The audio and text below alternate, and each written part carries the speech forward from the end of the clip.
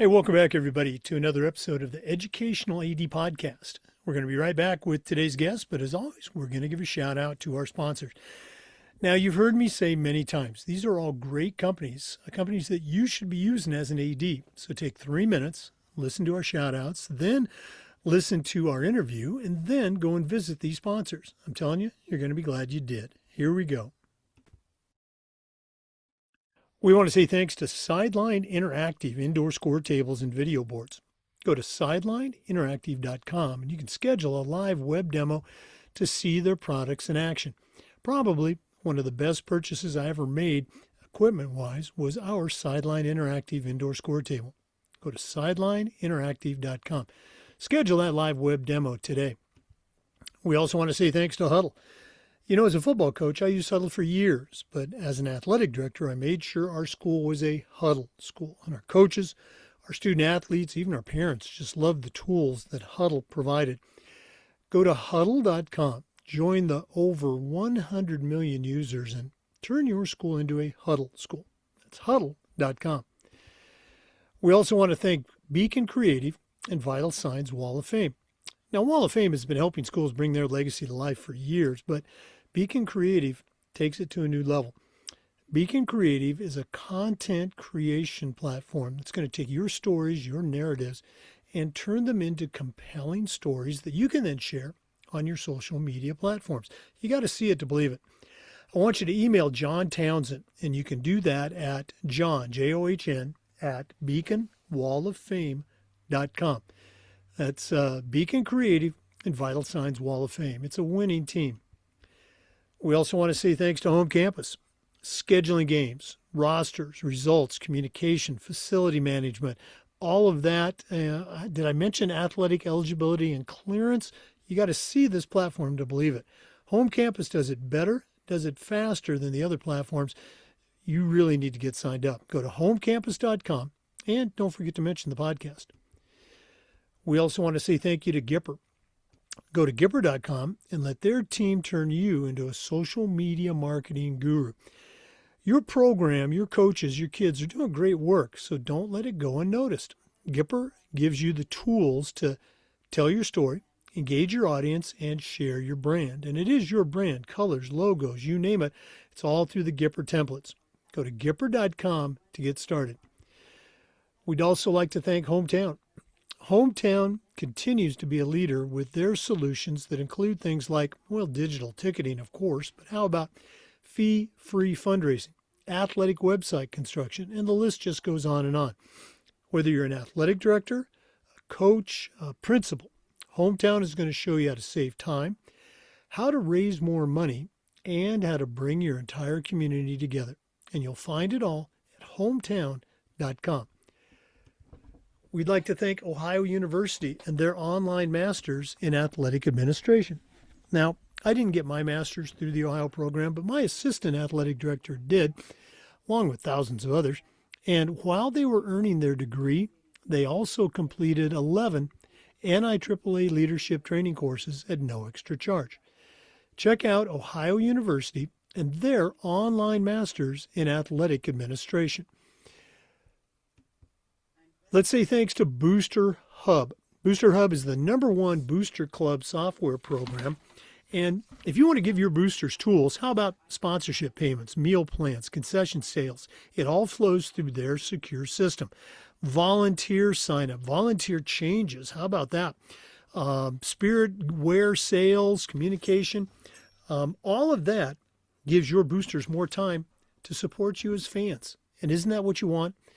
Go to boosterhub.com. Give your boosters the platform they need. Give them the platform they deserve. That's boosterhub.com. And we want to say thanks to Athletic Surveys by LifeTrack. At my school, we use surveys for everything. Student athletes, coaches, even parents. And the information that came back on these surveys, almost always over the top positive. And it'll be the same for you. We still got to hear from our squeaky wheel parents, but having that survey allowed us to hear their concerns, address them before they turned into something big.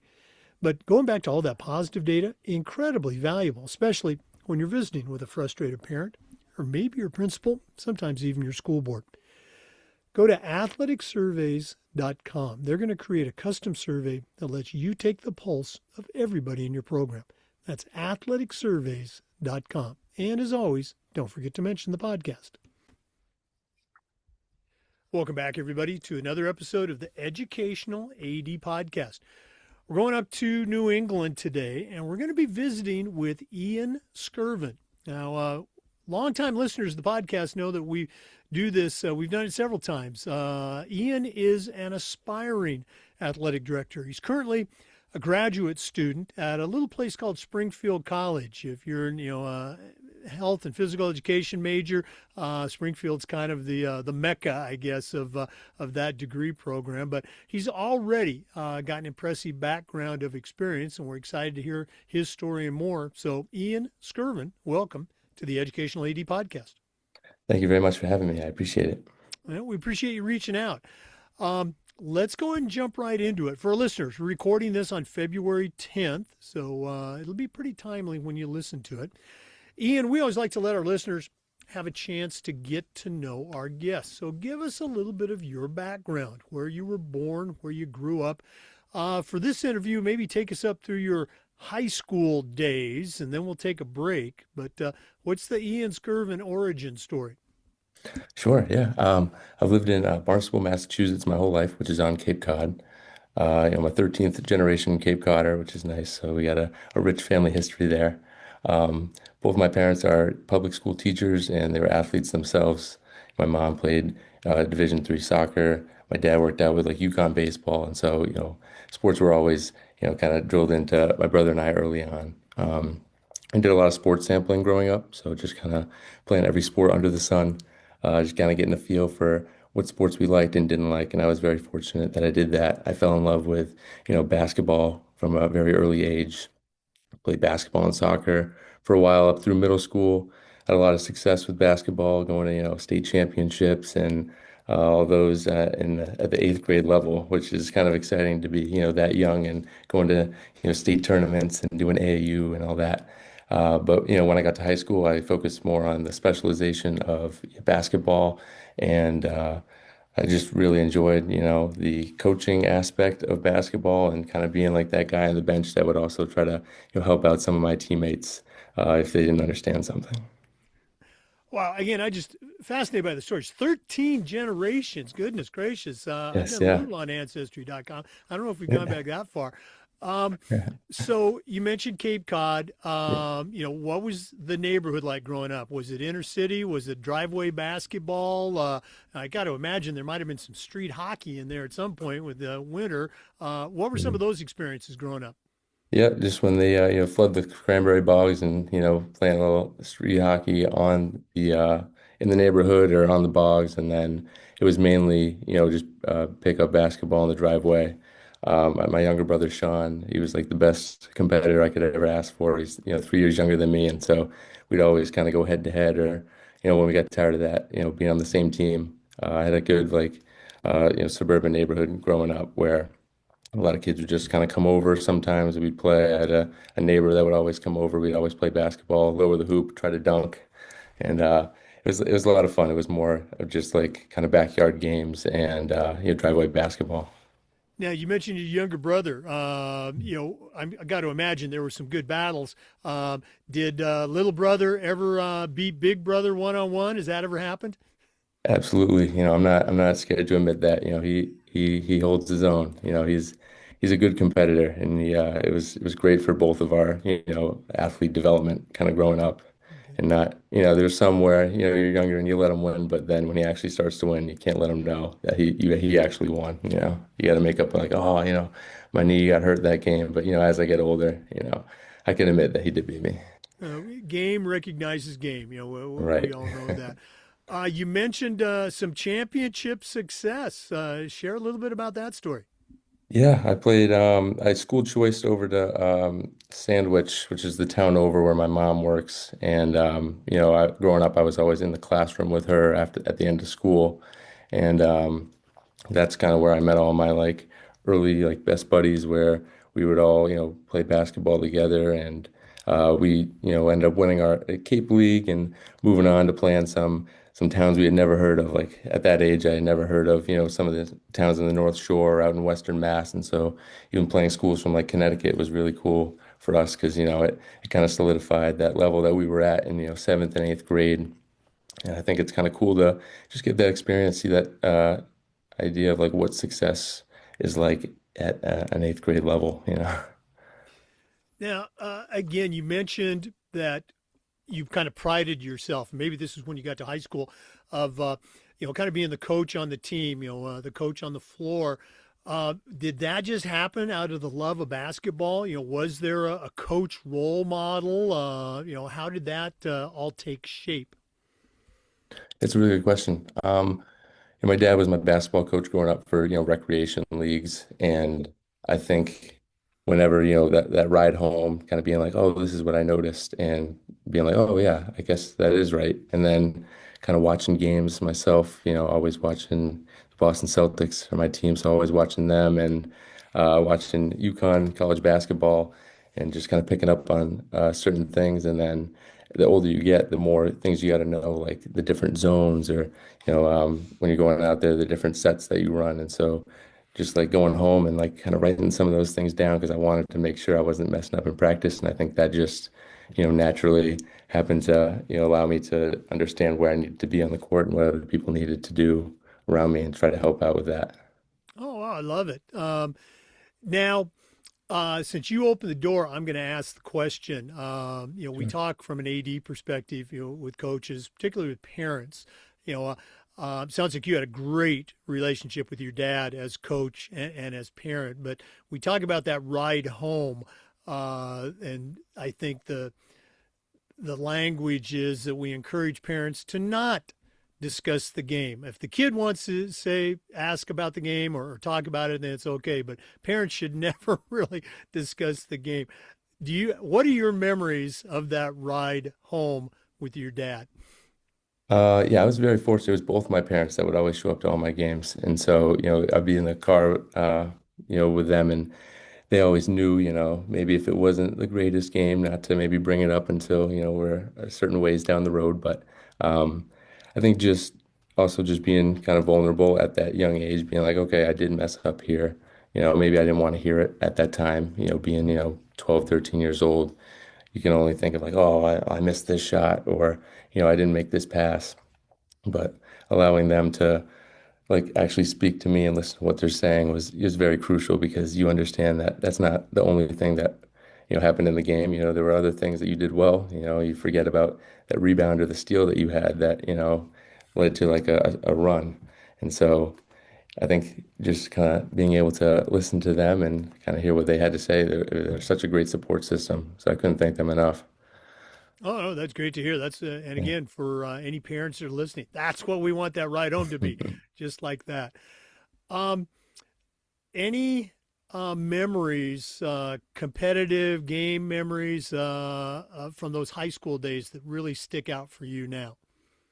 I think the biggest thing that sticks out is I was fortunate enough to play 2 years of varsity basketball. I switched over to Barnstable High School in 10th grade, and we had that COVID year where that was my junior year where we had the shortened season.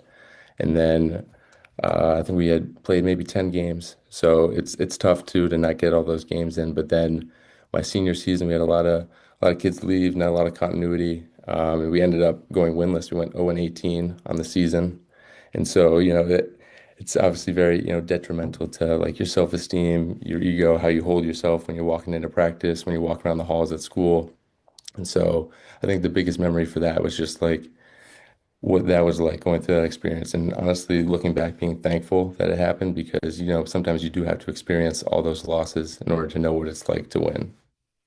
And again, that's something. It's out of our control. Sometimes the other team's going to be better. The ball Mm. doesn't bounce our way. And Yeah, again, you talk about COVID. A lot of teams they didn't get any games at all. So right. you guys got that opportunity to play. Well, guys, thanks for sharing. That's very cool. Let's go and take our first break. Once again, our guest today is Ian Skirvan. He's a graduate student at Springfield College, currently teaching and coaching himself, and he's an aspiring athletic director. So let's take that break, but we're coming back. This is the Educational AD Podcast. We want to say thanks to our good friends at Sideline Interactive Indoor Score Tables and Video Boards.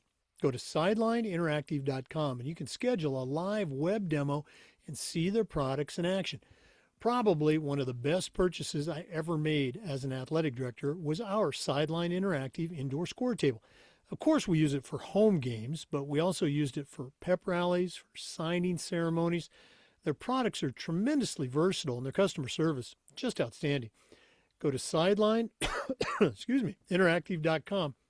Schedule that live web demo today. We also want to say thanks to our good friends at Huddle. You know, as a football coach, I used Huddle for years, but when I became an athletic director, I made sure that our school was a Huddle school. Our coaches, all of our coaches, just loved the tools that Huddle provided. Our student athletes loved the videos. Our parents loved the streaming, but there's a whole lot more. Go to huddle.com, join the 100 million users, and find out how to turn your school into a Huddle school. That's huddle.com. Welcome back, everybody, to the Educational AD Podcast. Our guest, once again, is Ian Skirvan. He's a graduate student at Springfield College and also an aspiring athletic director. Ian, you took us up through your own high school experience, and I already mentioned you got your degree from Springfield. Why Springfield? I know obviously it's probably pretty local, but how'd you end up at Springfield College? Yeah, other than the fact that it's local, I knew they had a renowned, physical education program.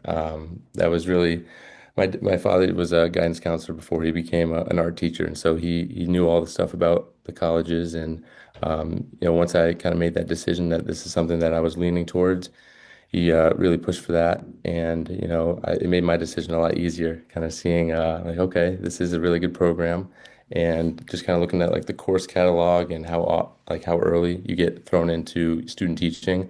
I thought it was a perfect decision for me.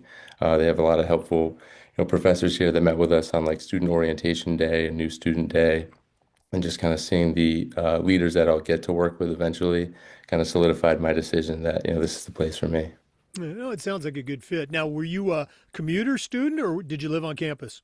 I lived on campus, so yeah, the Cape is about 2 hours 15 from here, but so it's not the worst drive in the world. So I could still go home on some weekends, but yeah, I'm staying on campus, which is nice.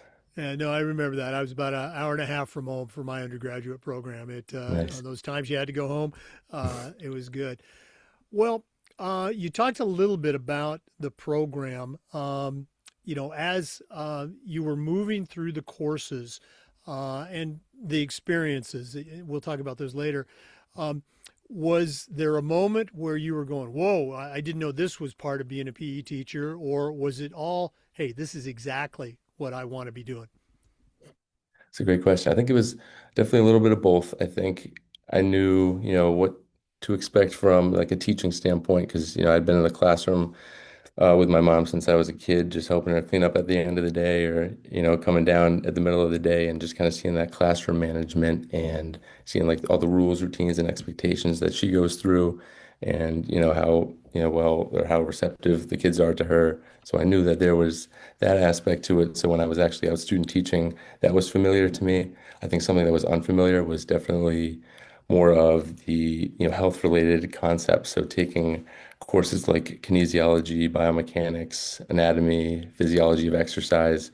I'm not the biggest science guy in the world. So, those were a little tough for me to get through, but I think just kind of putting your head down, remaining diligent and understanding that, once you have this knowledge, you have it forever.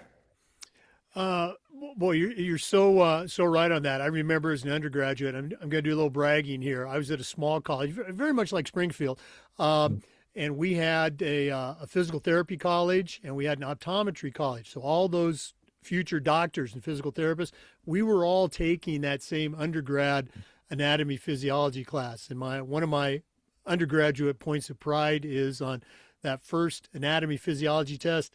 I got the highest grade in the class. So I did a good job of Nice. memorizing all those bones and connective tissues. And, That's great. just pointing at those op students. Take that, you oppers. Hey, Right. um, as you got into the practice, not so much the practicum, the student teaching, but as you got into the real meat of the course, those PE courses, professional PE courses, um, any one in particular or an instructor stick out for you, and you're just going, yeah, this is what I want to do. Yeah, I think the best thing about Springfield is they have individual sport classes. So you take a basketball class, you take a track and field class, you take invasion games, and so you get to not only perform these sports, but you get to learn how to teach them as well. And so I think being able to, take a class where, you're doing, track and field, and you're doing hurdles and, you're doing the long jump and you're actually doing them, but then you're also learning how to teach them at the same time. It's great because you get to see it from two perspectives. Like as a student, what do I need the instructor to do for me? But as an instructor, what do I need to do for the students? So I think those courses, if I were to like encompass them into one, I think that would be like the biggest key. That was really helpful for me. It's just learning from all these different perspectives. Boy, I'd actually kind of forgotten about that course that I took 100 years ago. And you're absolutely right. It was so cool to have at our school, we had the college coaches and some of our classmates who were athletes on that team, like girls that were on the volleyball team or the women's softball team, teaching those skills that you just kind of took for granted as a jock or a kid, taking PE courses. Um, as you got into, the culminating courses, whether it was an off-campus practicum or the actual student teaching, um, any moment that you can recall that maybe gave you a little trepidation, or at the opposite, hey, I nailed that. I know this is where I need to be. I think for me, it was in my most recent student practicum where I was at STEM Middle Academy in Springfield. So I did all my student teaching in Springfield. They give you the option whether you want to teach in Springfield or out of Springfield. And I always chose to teach in Springfield. I just like the setting there. I like meeting the students where they're at and kind of building from there. For me, something we always preach in PE is to sell your product all the way through. You don't want kids to just, sit there and, kind of go through the motions just because they know there's a game at the end of it. And so at the beginning, I would instruct and say, oh, if we get through this, we can play this game. But then that doesn't motivate the kids. It shows that, that these tasks leading up to that game are unimportant, that they should just go through the motions. So I think the biggest thing, I had a supervisor, Dr. Mangano, who told me to, sell my product all the way through. It'll allow the kids to stay engaged. So you're like, all right, now you're doing well in this. Kind of create like little mini games on the way up to the big game. And, don't always just say, oh, we got this big game at the end. Let the kids kind of create their own sense of enjoyment and engagement and then kind of bring that in afterwards. Oh, wow. I love that. What a great idea. Um, let's go and jump ahead just a second to the next segment. You graduated, and we talk a lot about um, people that want to become ADs. Oftentimes, they don't understand that it's not really an entry level position. There's a few steps that you have to go through. What was your thinking as you were getting ready to graduate? Were you, and I'm kind of putting you on the spot here, were you aware, hey, I got to be a teacher and a coach for a while first? And how did you go about maybe securing that first position? I think, yeah, a little bit of me was like, all right, maybe I gotta, kind of take a step back here. I was fortunate enough to graduate a semester early.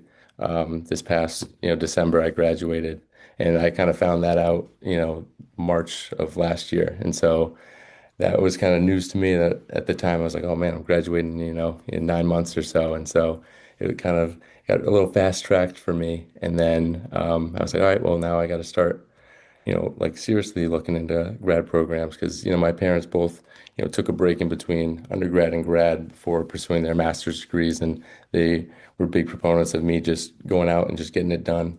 And so I think, having them kind of motivate me to get it done and have it so that when the time is right for me to eventually work my way up the ladder to becoming an athletic director, I already have, the master's degrees, hopefully the RAA and CAA by that time, or CAA I will work towards once, getting into that position. Absolutely. Well done. Right. Let's go and take another break. But when we come back, we're going to let Ian share a little bit about what he's doing now as he continues on his journey of becoming an aspiring athletic director. So let's take that break. We're coming back with more. This is the Educational AD Podcast. We want to say thanks to our good friends at Beacon Creative and Vital Signs Wall of Fame. Now, Wall of Fame has been helping schools bring their legacy to life for a decade, but Beacon Creative is taking it to a whole new level.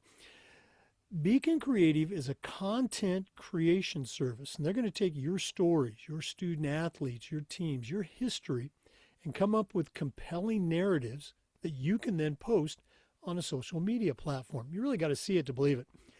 I want you to email John Townsend, and you can do that at John, John, at beaconwalloffame.com.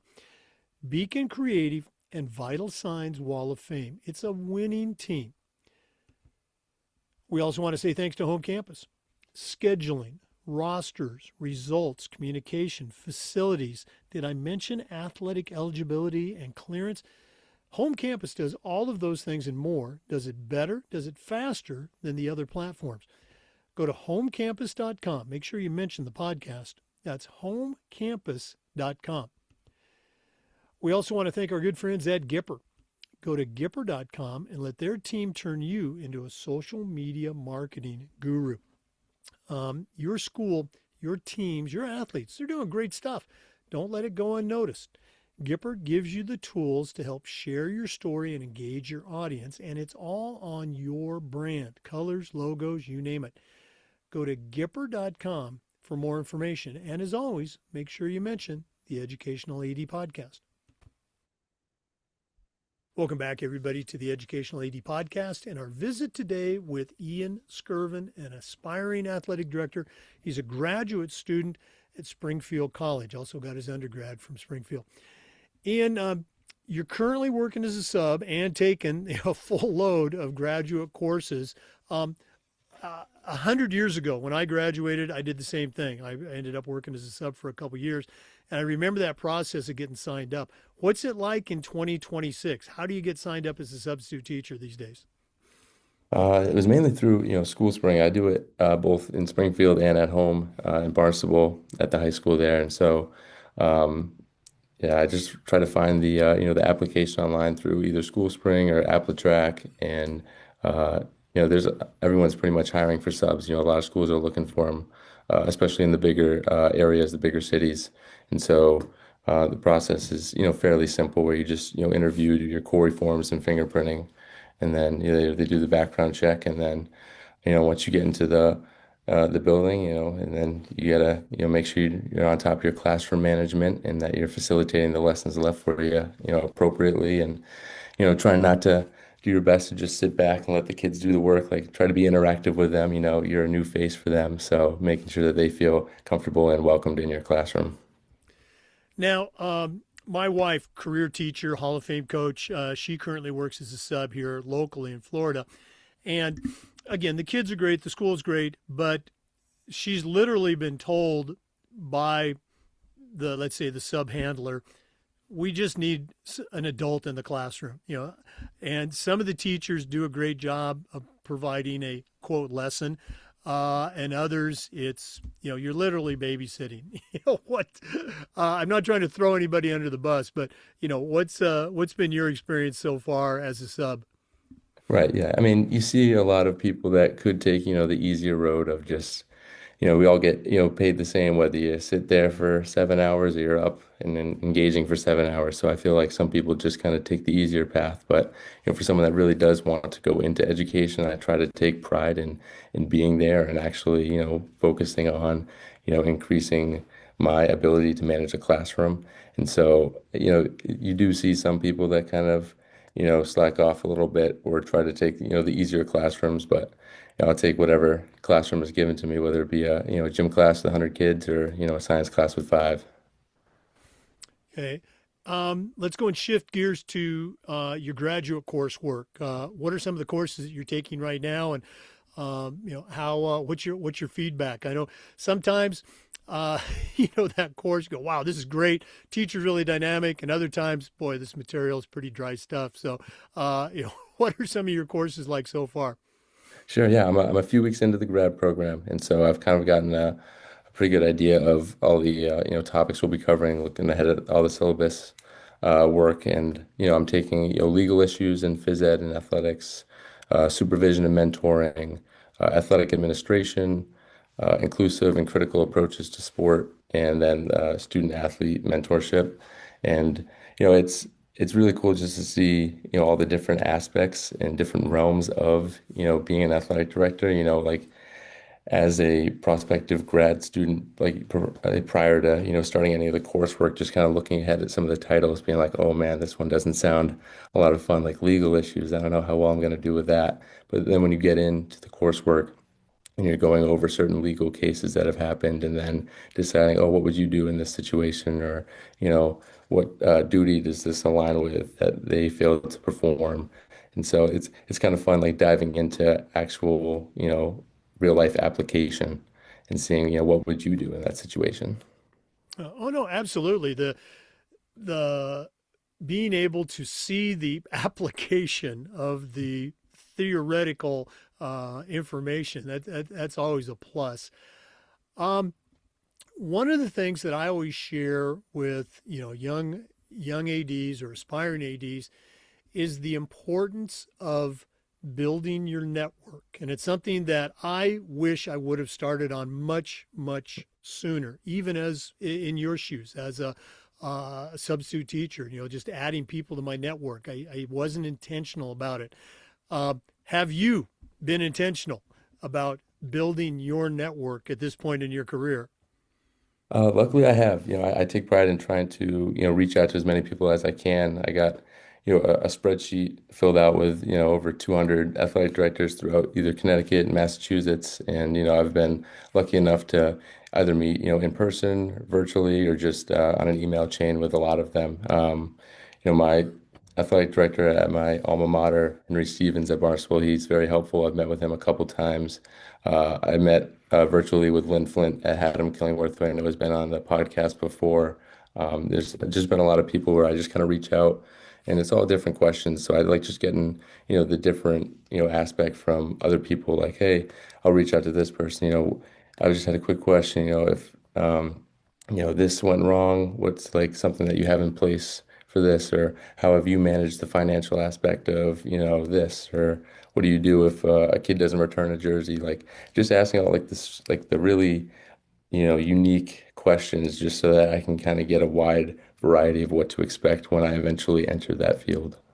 Oh no, absolutely. Not only building your network, sounds like you're building your toolbox as well. So good for you. Right. Let's go and take another quick break. I know that's shocking to our regular listeners, but we are going to come back with more. So please stay with us. This is the Educational AD Podcast. We want to say thanks to our good friends at Hometown for their support of the podcast. Hometown continues to be a game changer with their solutions that include things like, well, digital ticketing, of course. They're still the number one digital ticketing supplier for schools and colleges. But how about athletic website construction, fee-free fundraising? The list just goes on and on. Whether you're an athletic director, a principal, even a head coach, Hometown is going to show you how to save time, how to raise more money, and how to bring your entire community together. You'll find it all at hometown.com. We also want to say thanks to Ohio University and their online masters in athletic administration.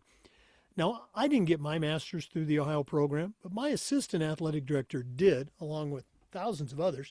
And while they were all earning their degree, they also completed 11 NIAAA leadership training courses at no extra charge. Check out Ohio University and their online masters in athletic administration. And we want to thank our good friends at Booster Hub. Booster Hub is the number one Booster Club software program. It's the platform your boosters need. It's the platform they deserve. How about sponsorship payments, meal fees, concession sales? It's all handled through their secure system. Communication, scheduling volunteers. Are you kidding me? Scheduling volunteers? online spirit wear sales. Booster Hub gives your boosters more time to support you as fans. And isn't that what you want? Go to boosterhub.com for more information. That's boosterhub.com. Welcome back, everybody, to the Educational AD Podcast. Once again, our guest is Ian Skirvan. He's an aspiring athletic director, currently a graduate student at Springfield College. During the break, Ian and I were talking. Normally, we have our guests share their own journey with their state association and with the NIAAA. Ian is about ready to start that journey, if you will. But he had an idea. He wanted to ask me some questions. Maybe I could share some tips, if you will. So, Ian, I'm going to turn hosting duties over to you. Thank you.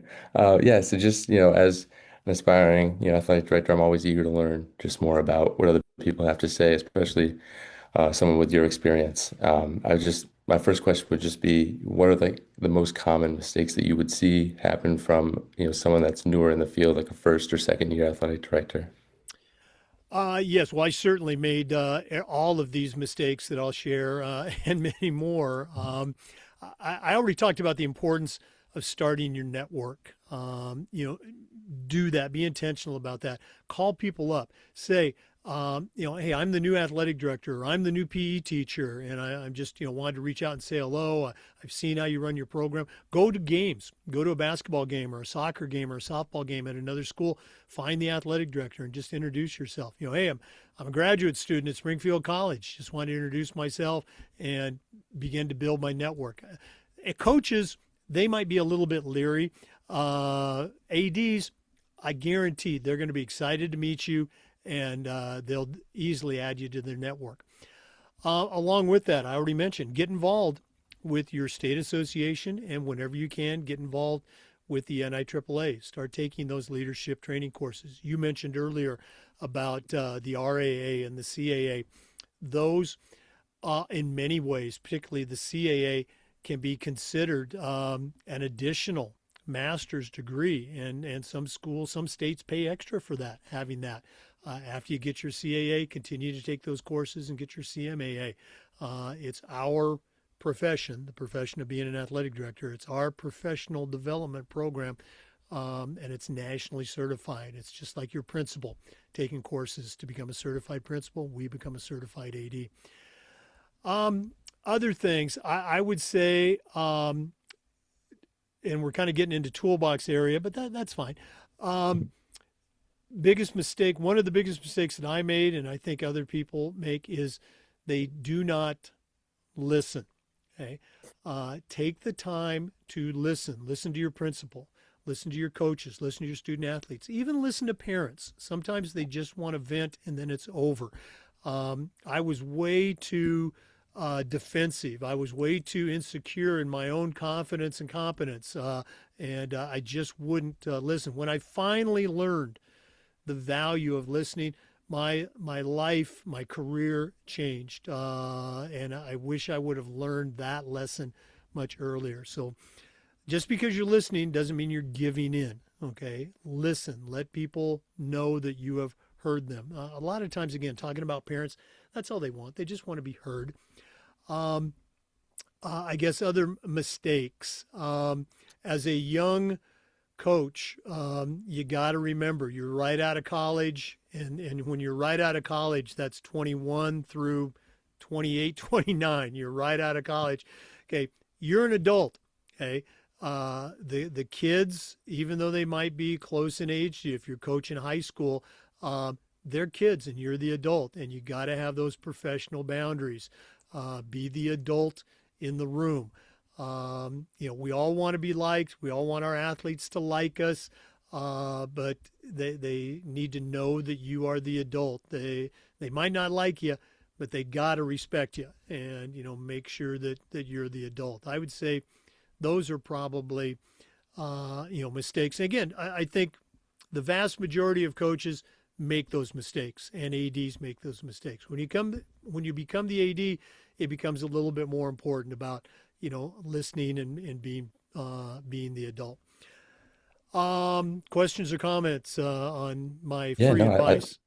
I think that's great, especially the last point there, where, yes, you are, close in age, but you're not there to be, the student's friend. You could be a mentor for them and a supervisor for them without being, a friend to them. So it's kind of creating that boundary of like, yes, I'm here to support you, but I'm not having everyone, hang out in an office or hang out in my classroom or, in between blocks or something like that. So just making sure, like you had mentioned, creating that fine line, and then also like what you had mentioned earlier, I think it's so important to be, receptive, even if you're not gonna consider something, just letting someone know that they are heard, that you took something into consideration, I think really does mean a lot to them.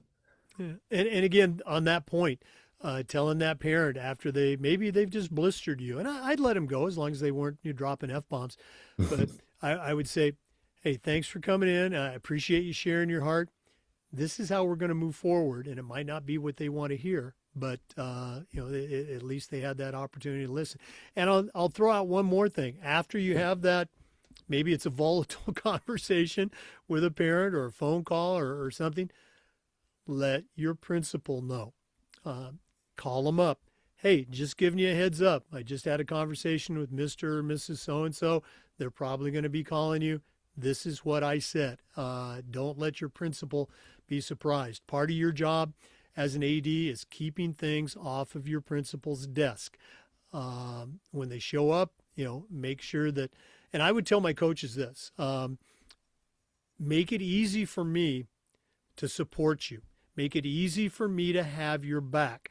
And I wanted my principal to feel the same way. I didn't want him to have to struggle, or her, to support me because of something I have said, didn't say, or had done. So communicate, with your principal.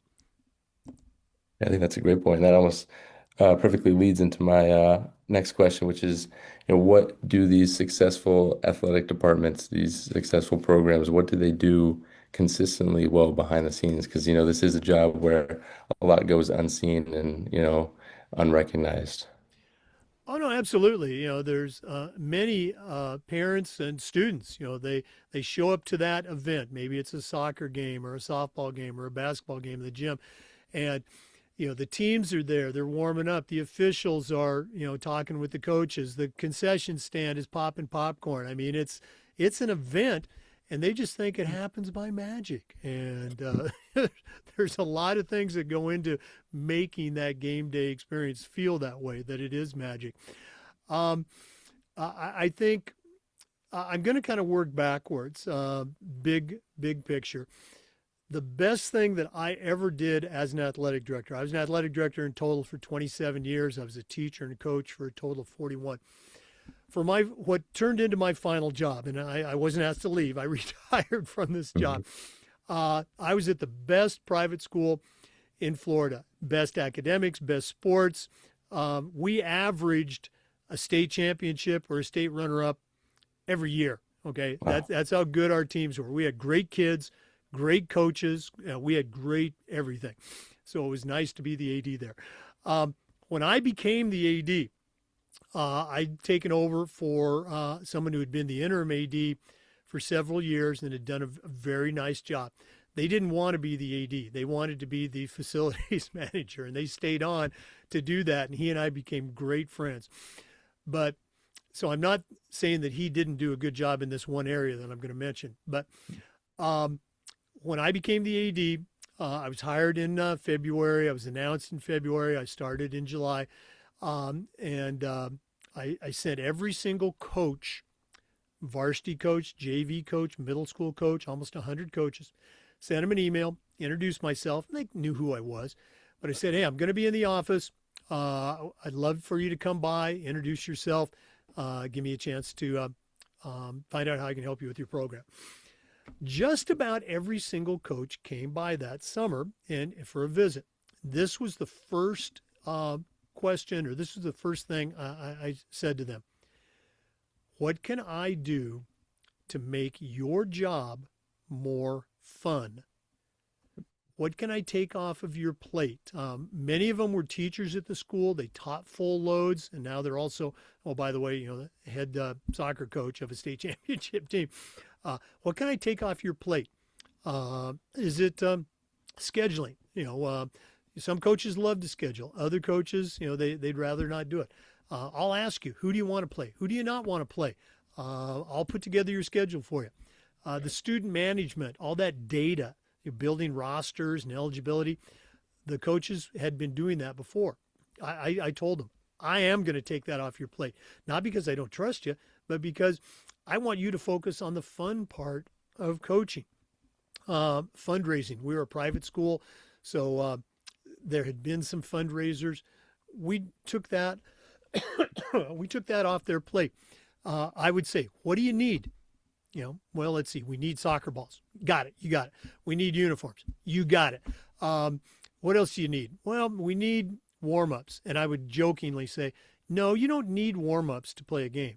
You want warm-ups. Yeah. And so you want them, we'll get them for you. Okay. And the things they needed, the things they wanted, I felt the school should get that. And if there was something crazy, like my football coach, God love him, he had to have camo uniforms. So and so university has camouflage uniforms. Hey, we're not a university. Okay, we have three colors. We have white, we have blue, and then we have this, kind of an off robin's egg blue. So we have two blues and a white. Those are our colors. That's what we're wearing. We don't. I'm not getting you camo uniforms. What else do you think you need? So we would. We didn't want them wasting time fundraising. If a coach came to me and said, "Hey, can I do a fundraiser?" I'd say, "What do you need?" "Oh, we want to get, something. We want to get T-shirts." "Okay, I'll find a sponsor. We'll get you T-shirts." Just trying to make them allow them to have more fun. And here's the payoff. I had three out of those 100 coaches. I had three head coaches. They'd been there each for 20 or more years, multiple state champions. Over the course of that fall season, they each came to me separately, and they each said the same thing. Nobody ever asked us that before. They never asked us what we needed, what we wanted, how could it be more fun. And I was able to come through with some things. Like one coach, he had a first period planning period. He asked if I could get that moved to the end of the day. I went to my principal, said, "Hey, can we do this?" He's going to be missing less class time. That's what he wants. He wants to be there for his students. And so I was able to come through and be the guy that kind of initiated some positive change in those areas. And so we were a great program before I was there. We were a great program after. They're still doing great things at that school. And I just managed to not drive it off the rails. But I got a lot of street cred by coming in saying, what can I do to make your job more fun? It wasn't, hey, I'm the new AD and this is how we're going to do things, and the bull in the china closet, which I had done at different jobs before. It was a different kind of job, and that was the approach that they needed. But for this job, it was the best thing I ever did. So talk to your coaches, ask them, how can I help? How can I make things better? You're not ceding control. You're partnering with them. And then the other thing, as far as successful programs, there is good communication from coach to player, from coach to parent, from AD to parent, from AD to administration. And don't forget to include the teachers. Make sure the teachers feel like they are part of the program. They're not always anti-sport. Some are, because they just don't know how much value it adds to the life of a school. Not just the student athletes, but the students. Those students go to games. Their friends are athletes. So athletics is an important part of the life of the school. Don't be that knucklehead AD that doesn't partner with their teachers and build an ally with that faculty. I think that's great. I can imagine you had a lot of coaches, stay in the program with how you were, just treating them, going to them saying, "Hey, what can I do for you?" Because usually it's the opposite, where you see a lot of coaches being like, "Oh, what can I help out with?" As opposed to, the athletic director being like, "Hey, if I can make your job easier, I will." So I'm sure you had a lot of coaching retention. Well, I mean, we did in part because it was a great school, it's a great environment. That was just part of it. But also, when they see that you're there at the home games, and if that's your job as an AD, if you're setting up the gym or whatever, that they see you there before the game, they see you there at the end of the game, turning the lights out. When you need something and you go to that soccer coach, hey coach, I need help. Can you help me out? Obviously, they're going to be much more willing to do that. Right. Yeah, I think that's great. Ian, this is also the time where we typically ask our guests to share their contact information. And maybe there's another aspiring AD out there that would like to add you to their network, or maybe there's an AD in the Springfield area that is, looking for somebody to add to their staff. If our listeners want to reach out and connect with you, what's the best way they can get a hold of Ian Skirvan? Probably via email, which would be my name, Ian Skirvin, which is IANSKIRV as in Victor, AN527 at gmail.com. And then if you could message me on LinkedIn as well, that would work. It's just Ian Skirvin. Well, we have had a great time talking with you. I appreciate the little twist asking me to share, but we're not done yet. We always wrap up with the athletic director's toolbox. And even though you are an aspiring AD, we're going to give you an opportunity to contribute to the toolbox. So we're going to take our final break, talk to Athletic Surveys, who sponsor this segment. And when we come back, I'm going to find out what Ian Skirvin is going to put in his new athletic director toolbox. We'll be back. We want to say thank you to Athletic Surveys for sponsoring the AD Toolbox segment.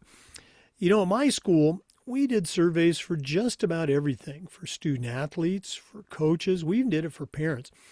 And the information that came back was almost always over the top positive. And it'll be the same for you too. We also got to hear from our squeaky wheel parents, but the surveys allowed us to hear their concerns, usually address them before they turned into something big. But having all that positive data, incredibly valuable, especially when you're visiting with a frustrated parent, or maybe your principal, sometimes even your school board. Go to athleticsurveys.com. They're going to create a custom survey that lets you take the pulse of everybody in your program. That's athleticsurveys.com. And as always, don't forget to mention you heard about it on the Educational AD podcast. Well, it's that time of the podcast. We've been visiting today with Ian Skirvan. He's an aspiring athletic director, currently a substitute teacher and a coach, also in the graduate program at Springfield College, and he's got a very strong background in athletics. But right now, I'm going to challenge him to send out a brand new athletic director, something that he hopes to be shortly. But I'm only going to let him put 3 tools in that toolbox. So, Ian, what 3 tools are going to go into your new athletic director toolbox? All right, my first tool is definitely just being visible, throughout the school, whether it just be walking through the halls, being there for someone when they need it, especially like you had mentioned earlier, showing up to games and just being present so that people see that you're there, you're involved. Another thing, just kind of going off that, is not only restricting yourself to having athletic-based conversations. There's these students don't always want to talk about, the game or what team they got coming up on the schedule. Because when a student needs a safe space, they don't want to go to the person that can only talk about sports. You want to be that person that can help a student in a time of need, and then just try to work on what the next steps are with that student. So just making sure that people feel comfortable going to you if they ever need help with anything, and that you're just available whenever you need that.